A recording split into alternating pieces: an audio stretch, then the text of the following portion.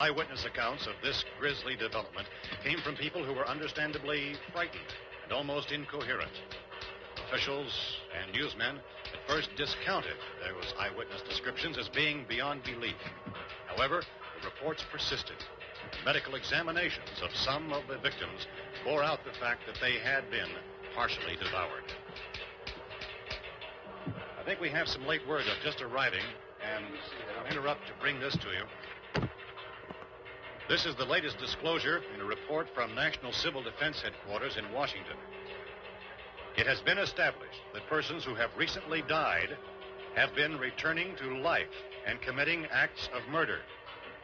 A widespread investigation of reports from funeral homes, morgues, and hospitals has concluded that the unburied dead are coming back to life and seeking human victims. It's hard for us here to believe what we're reporting to you, but it does seem to be a fact. When this emergency first began, radio and television was advising people to stay inside, behind locked doors for safety. Well, that situation has now changed. We're able to report a definite course of action for you. Civil defense machinery has been organized to provide rescue stations with food, shelter, medical treatment, and protection by armed National Guardsmen. Stay tuned to the broadcasting stations in your local area for this list of rescue stations.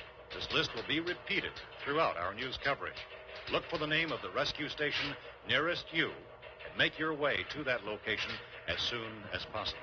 Since convening this conference of the Presidential Cabinet, the FBI, the Joint Chiefs of Staff, the CIA has not produced any public information. Why are space experts being consulted about an earthbound emergency? So far, all the betting on the answer to that question centers on the recent Explorer satellite shot to Venus. That satellite, you'll recall, started back to Earth, but never got here. That's the space vehicle which orbited Venus and then was purposely destroyed by NASA when scientists discovered it was carrying a mysterious high-level radiation with it. Could that radiation...